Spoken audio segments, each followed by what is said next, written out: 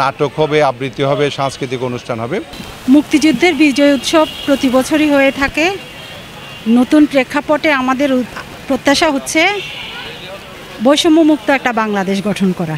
মুক্তিযুদ্ধের বিজয় উৎসব 2024-এ আমাদের যে সাংস্কৃতিক কর্মীরা মিলে আমরা এই প্রতিষ্ঠিত সাংস্কৃতিক সংগঠন এই আয়োজন করেছি।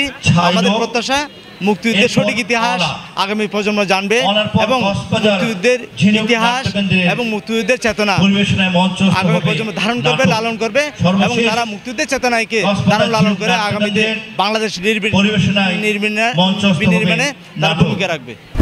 ধন্যবাদ। আমাদের 3 দিনব্যাপী বিজয় উৎসব শুরু হয়েছে।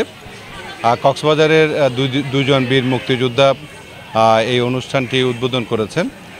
আজকের পর থেকে আমাদের প্রতিদিন 5টা থেকে বিভিন্ন সাংস্কৃতিক দল সাংস্কৃতিক অনুষ্ঠান পরিবেশন করবে এবং এছাড়াও এখানে মেলার ব্যবস্থা রয়েছে, বিভিন্ন ধরনের স্টলের ব্যবস্থা এখানে আছে, ফ্রি চিকিৎসা ক্যাম্পের ব্যবস্থা আছে, ডায়াবেটিস থেকে শুরু করে এই ধরনের ক্যাম্পগুলো এখানে করা হয়েছে।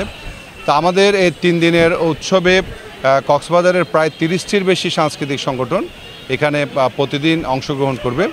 নাটক হবে, আবৃত্তি হবে, সাংস্কৃতিক অনুষ্ঠান হবে। আমাদের কক্সবাজারের রামু এবং অন্যান্য চকরিয়া থেকেও এখানে সংগঠনগুলো অংশগ্রহণ করবে।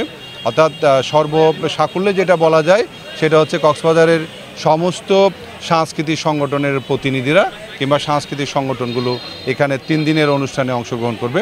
তো আজকে যারা অংশগ্রহণ করেছে, যারা বিশেষ করে সহযোগিতা করেছে, মিডিয়ারা বিভিন্নভাবে সহযোগিতায় ছিলেন, আমি তাদের সবাইকে মেলা উৎসব উদযাপন পরিষদের পক্ষ থেকে ধন্যবাদ এবং কৃতজ্ঞতা জানাচ্ছি।